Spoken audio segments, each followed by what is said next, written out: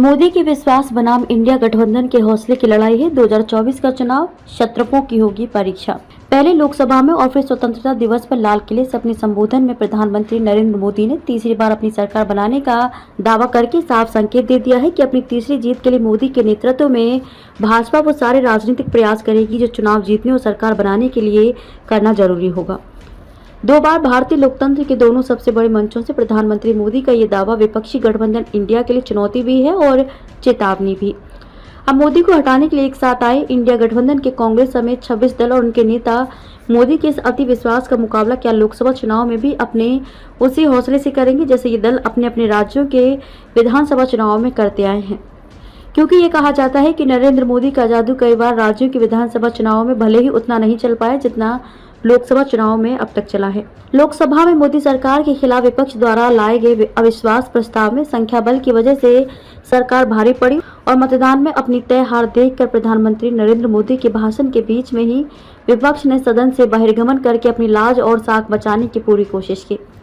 इस अविश्वास प्रस्ताव में हुई बहस के दौरान जिस तरह सत्ता पक्ष और विपक्ष ने एक दूसरे पर हमले किए उससे यह तय हो गया है कि 2024 के लोकसभा चुनाव में मुकाबला सत्ताधारी एनडीए के आत्मविश्वास और विपक्षी इंडिया गठबंधन के हौसले के बीच होगा।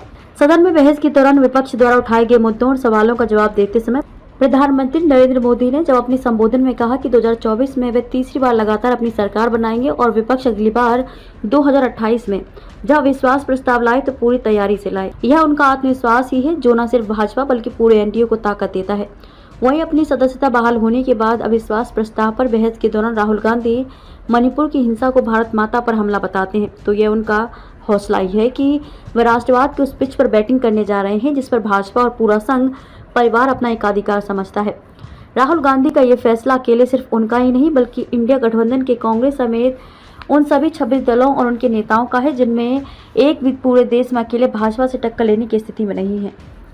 यहाँ तक कि 55 सालों तक देश पर राज कर चुकी कांग्रेस भले ही अखिल भारतीय दल हो लेकिन अकेले वह भी भाजपा से नहीं भिड़ सकती है। इसलिए एक तरफ सत्ताधारी भाजपा नेतृत्व वाला एनडीए गठबंधन है जिसके पास नरेंद्र मोदी जैसा मजबूत और लोकप्रिय नेता, 24 घंटे राजनीति करने वाले अमित शाह जैसा रणनीतिकार, भारतीय जनता पार्टी जैसा संगठन, राष्ट्रीय स्वयंसेवक संघ और उसके अनुषंगिक संगठनों का पूरा तंत्र, समर्पित कार्यकर्ताओं की फौज, 9 साल से भी ज्यादा केंद्रीय सत्ता का बल, संसाधन और सरकार की उपलब्धियां हैं। इससे भाजपा और एनडीए को वह आत्मविश्वास मिलता है जिससे वे तीसरी बार लगातार केंद्र में अपनी सरकार बनाने का दावा कर सकते हैं।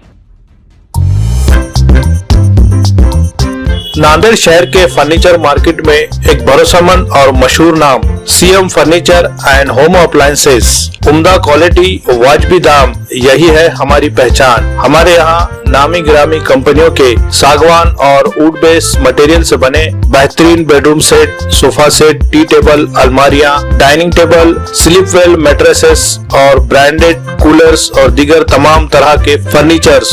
इसके अलावा ऑफिस फर्नीचर में office table, revolving chair, visitor chair और ब्रांडेड कंपनी के फाइबर चेयर भी दस्तयाब है। शादी व दीगर तकरीबात के लिए हस्बे जरूरत और साइज के मुताबिक फर्नीचर तैयार किए जाते हैं। एक बार जरूर तशरीफ लाए। प्रोप्राइटर नवाब यासिर और नवाब सुबेर। मजीद तफसीलात के लिए राब्ते का पता है CM furniture and home appliances, near famous function hall, Mal Tekdi road, Deglur नाका, नांदेड़।